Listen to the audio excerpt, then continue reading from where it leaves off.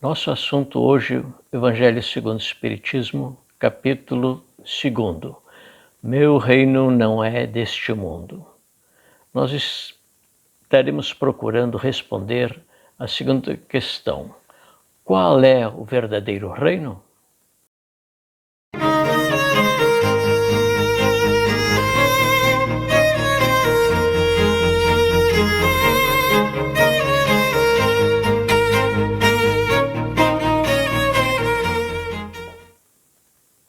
Saudações, irmãs, irmãos, que a paz de Jesus esteja entre nós.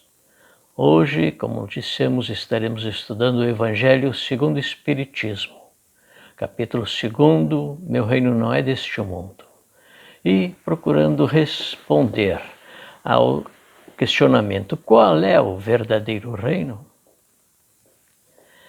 Então vamos lá, estamos aqui reunidos sob os auspícios da Associação Espírita Teresa d'Ávila, de Porto Alegre. Vamos iniciar o nosso trabalho de hoje com uma prece. Vamos então unir os nossos corações, serenar as nossas mentes e elevar nossos sentimentos até o Pai de amor, de bondade, e agradecer a Ele pela vida, por esta encarnação. Agradecer também a Jesus pelo seu Evangelho, pelo seu amor, pela sua proteção, pela sua intercessão perante o Pai por todos nós. Jesus, Tu és o governador da terra. Obrigado por tudo que Tu nos proporciona, pelas oportunidades de vivenciar o Teu Evangelho. Ajuda-nos a cumprir os nossos compromissos, para que sejamos dignos de sermos chamados filhos de Deus. Seja conosco, hoje e sempre. Muito obrigado. Então, a propósito, como podemos dizer o que seja reino? Reino, nós entendemos como seja um espaço ou um território em que a vontade, as leis de um soberano ou é cumprida ou obedecida. No Novo Testamento, nos Evangelhos, a expressão reino dos céus consta somente do Evangelho de Mateus, 32 vezes, e reino de Deus em 68 vezes nos demais evangelistas. Mateus escreve para os judeus, e naquela época não era apropriado citar o nome de Deus, por isso escrevia reino dos céus. Então podemos considerar, quando anotado e lermos no Novo Testamento, que reino dos céus e reino de Deus são a mesma coisa. Hippolyte Léon Denisard Rivail, nosso Allan Kardec, era um professor mestre profundamente didático. Havia escrito livros de gramática que foram por muitos anos adotadas pelas escolas francesas. Era metódico, alinhava o simples, desenvolvendo até o complexo, paulatinamente. Assim foi como Allan Kardec procedeu à feitura do Livro dos Espíritos e dos demais compêndios da doutrina espírita, é evidente. Portanto, observamos em O Evangelho segundo o Espiritismo esse mesmo desenvolvimento didático, do simples ao complexo. Então, já na sua organização, no capítulo 1, Kardec vem nos apresentar Jesus dizendo: Jesus não veio destruir a lei, isto é, a lei de Deus, veio cumpri-la, isto é, desenvolvê-la, dar-lhe o verdadeiro sentido e adaptá-la ao grau de adiantamento dos homens àquela época. E já no capítulo 2, que estamos estudando, Kardec vai nos mostrar os objetivos que Jesus se propôs quando assumiu a romagem carnal junto a nós. Ele veio proclamar aqui para a humanidade a necessidade da busca de Deus.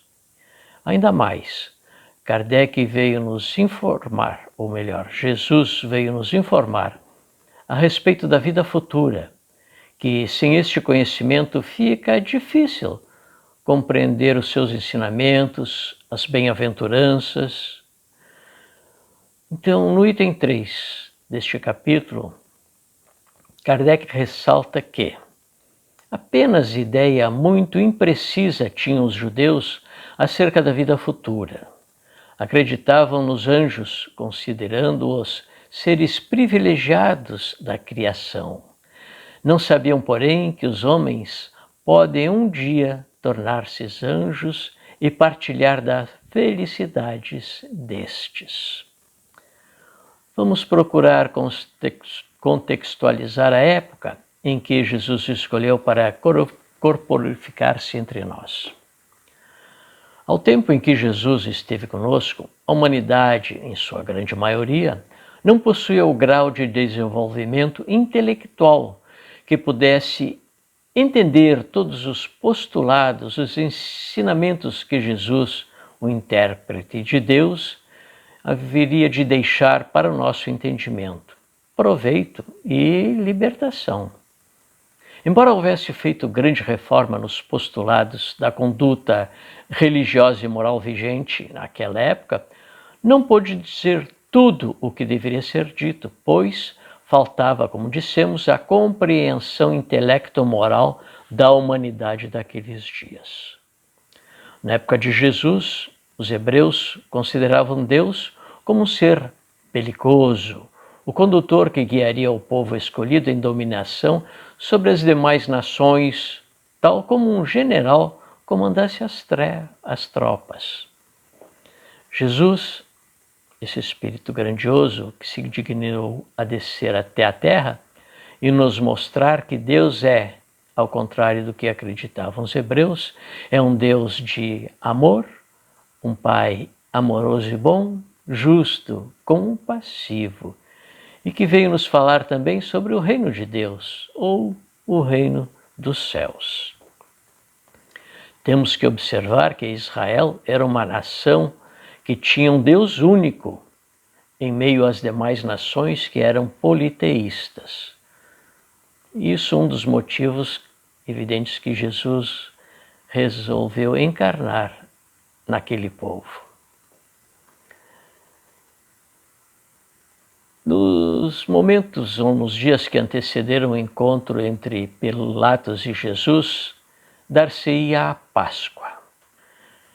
Jesus então vinha da casa de Lázaro rumo a Jerusalém para ali passar a Páscoa, sabedor que era dos acontecimentos funestos que lhe aguardavam naquela cidade.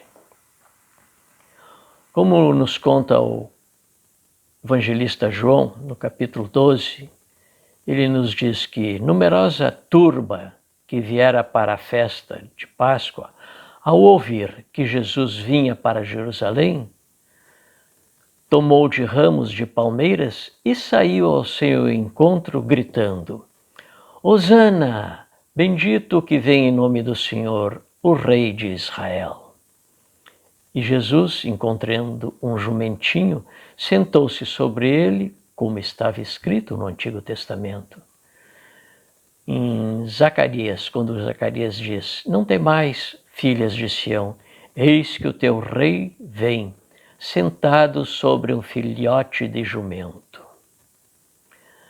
Então disseram os fariseus entre si: Vede, nada é proveitoso, eis que o mundo vai atrás dele, de Jesus. Já os sacerdotes e fariseus já haviam tramado prender a Jesus. Jesus, que havia sido aclamado pelo povo como enviado do Senhor, rei de Israel, agora encontrava-se, após a traição de um discípulo seu, no átrio do palácio de Pôncio Pilatos, para um julgamento sumário. És rei dos judeus? Interrogou Pilatos, que era o representante do imperador romano, do reino de Roma, com poder sobre a vida de cada indivíduo submetido aos domínios da águia romana. Como vimos, Jesus respondeu à interpelação de Pilatos dizendo: meu reino não é deste mundo. Se o meu reino fosse deste mundo, a minha gente houvera combatido para impedir que eu caísse nas mãos dos judeus, mas meu reino ainda não é deste mundo. Temos que dar um pouco de atenção nesta resposta de Jesus quando diz: mas ainda meu reino não é aqui, não é deste mundo. Porque no futuro, o nosso planeta e sua humanidade, a nossa amada Terra, vai progredir e tornar-se um planeta melhor, com uma humanidade melhor, em que todos os corações estarão compartilhando o reino de Deus, porque lá vai vigir o amor e o bem. Não haverá mais mal. Será um planeta generoso, um planeta melhor, um planeta ditoso. Mas nessa cena entre Jesus e Pilatos, contemplamos os representantes dos dois reinos a que se refere Amélia Rodrigues, quando diz em seu livro: existem dois reinos em litígio, o material e o espiritual. O material, representado por Pilatos, espelha a grandeza, abastança, poder, orgulho, egoísmo, a parte material mesmo. O reino espiritual, representado por Jesus, é o reino de paz e justiça, onde vige a sabedoria e as aspirações do belo e do bem, a transcendência do espírito da zona inferior rumo à angelitude. É isso que Jesus espera de nós. Em outra situação, Jesus nos mostra eloquentemente a diferença entre os dois reinos, quando foi instado pelos discípulos dos sacerdotes se era lícito pagar o tributo a Roma, visto que Israel estava sob domínio romano. Aí Jesus pediu uma moeda. Mostrai-me uma moeda. E eles lhe deram uma moeda.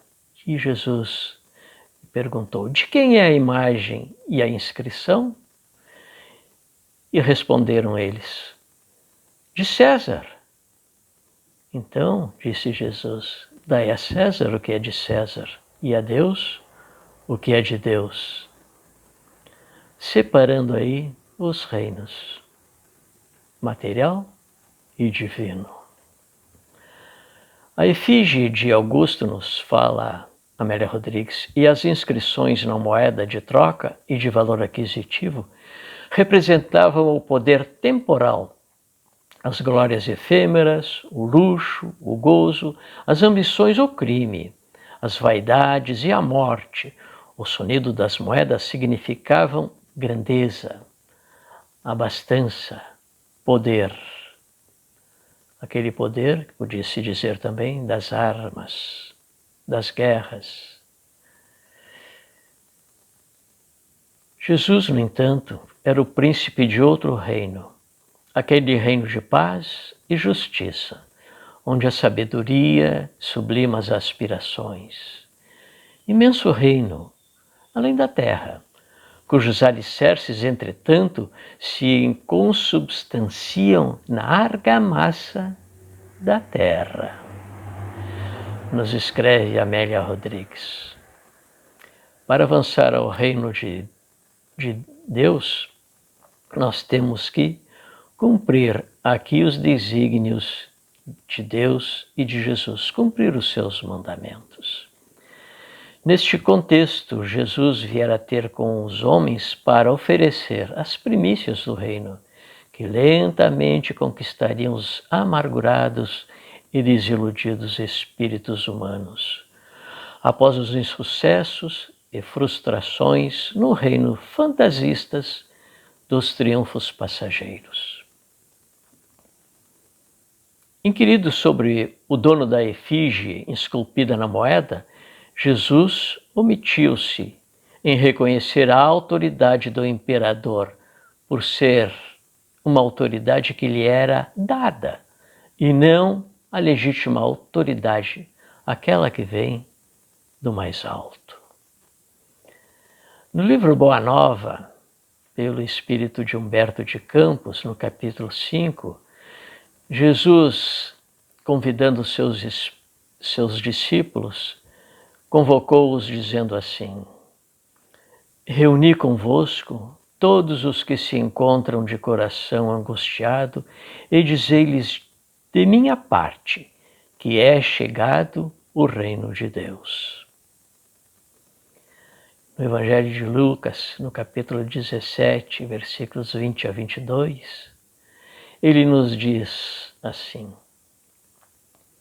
que Jesus, interrogado pelos fariseus quando vem o reino de Deus, em resposta ele lhes diz, Jesus, o reino de Deus não vem de modo visível, nem dirão, vede aqui ou vede ali, pois o reino de Deus está dentro de vós. O reino de Deus está dentro de nós. Vamos procurar entender isso, então. O verdadeiro reino é o de Deus. Deus é perfeito, soberanamente justo e bom.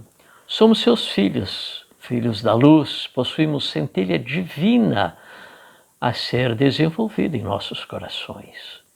Dissemos no início que o reino de um rei estende-se onde a sua vontade é obedecida e sua lei é soberana.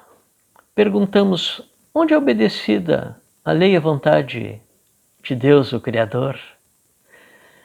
Evidente, no universo ou nos universos.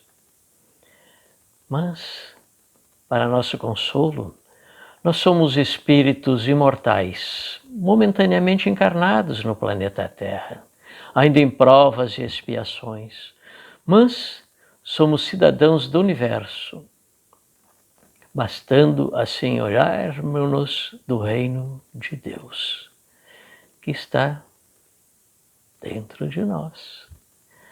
Na questão 621 de O Livro dos Espíritos, quando Allan Kardec pergunta onde está inscrita a lei de Deus, e os espíritos da codificação responderam, na consciência. Então o que nos falta fazer para que este reino esplenda em nossos corações? Sócrates nos ajudou dizendo que conhece-te a ti mesmo. Nós temos que nos conhecer. Conhecer onde estão as nossas fraquezas para torná-las virtudes, trabalhando-as no bem.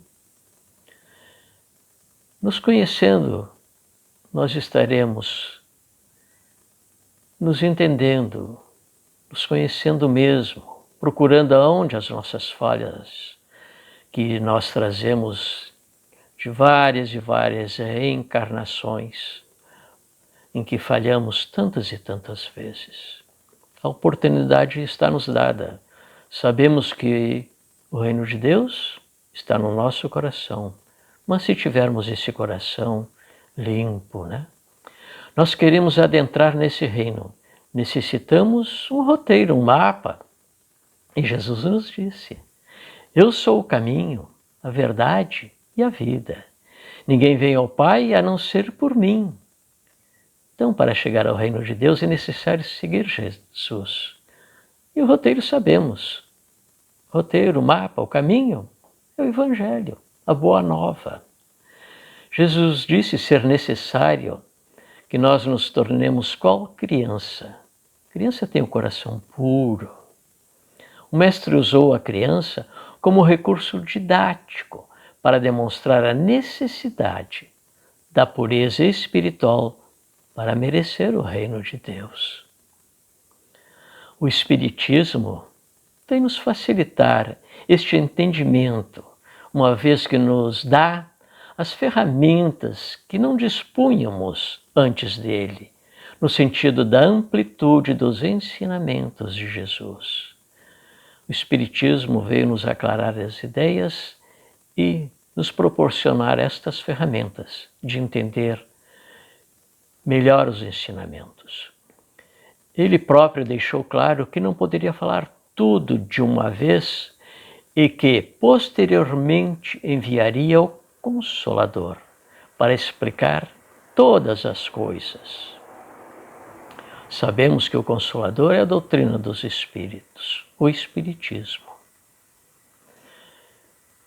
A história do povo da Palestina é, antes de tudo, a história de um povo sofredor, em lutas angustiantes pela sobrevivência e a paz.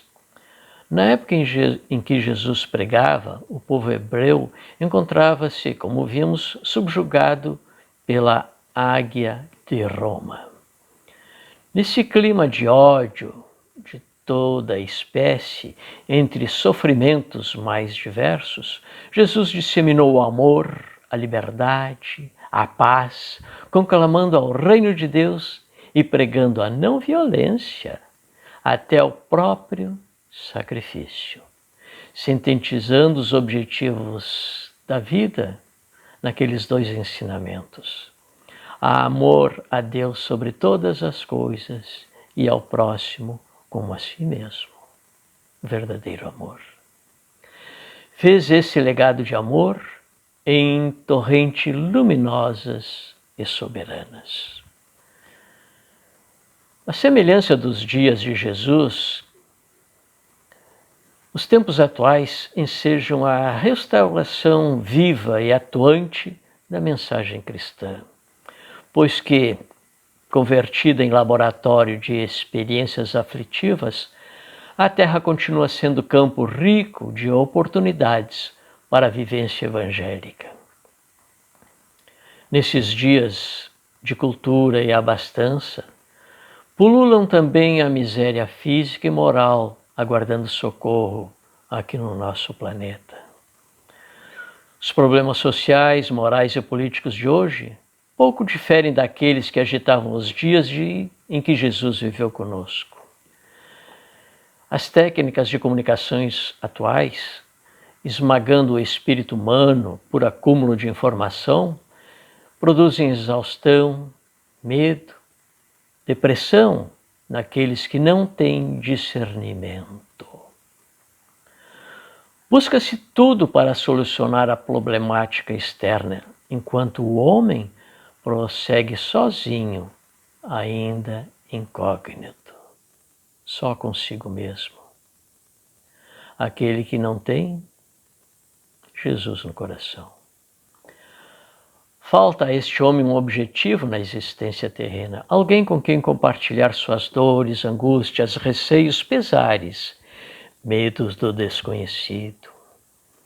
O orgulho não permite que se exponha, que se abra, que confesse seus temores a outro companheiro de caminhada. Neste planeta de provas e expiações. E atoleimado, procura na drogadição e nas sensações as respostas aflitivas para o seu ser, para a sua vida. A construção do reino de Deus em nosso íntimo passa pela fraternidade, acionando o amor ao próximo como gostaria que fosse amado. Isso é básico. Se não tivermos posses monetárias, Podemos fazer como Simão Pedro fez e disse: não tenho ouro nem prata, mas o que eu tenho, isto te dou, em nome de Jesus Cristo. Está em Atos dos Apóstolos 3, 6. Não sejamos indiferentes, ofertamos o que melhor nós temos em nossos corações. Pode ser através de uma prece, uma palavra amiga, consoladora, emitindo através do pensamento boas energias em favor daquelas pessoas necessitadas de amparo e consolo. Amélia Rodrigues nos diz que há incontáveis portas de serviços esperando por nós. Faz-se necessário que repontem como primavera de bênçãos sementes de esperança e surjam como antes novos homens dos caminhos.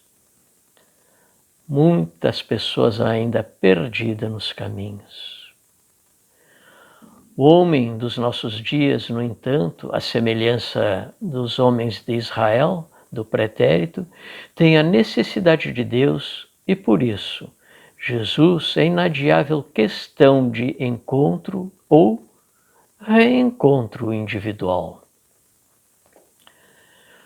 Vamos agora citar Haroldo Dias, quando ele nos diz que neste momento de aflições por que passa o nosso planeta, nós, banhados pela luz do Espiritismo, devemos evitar as interpretações catastróficas, os vaticínios que inspiram medo, as previsões que deixam as pessoas atormentadas e inseguras.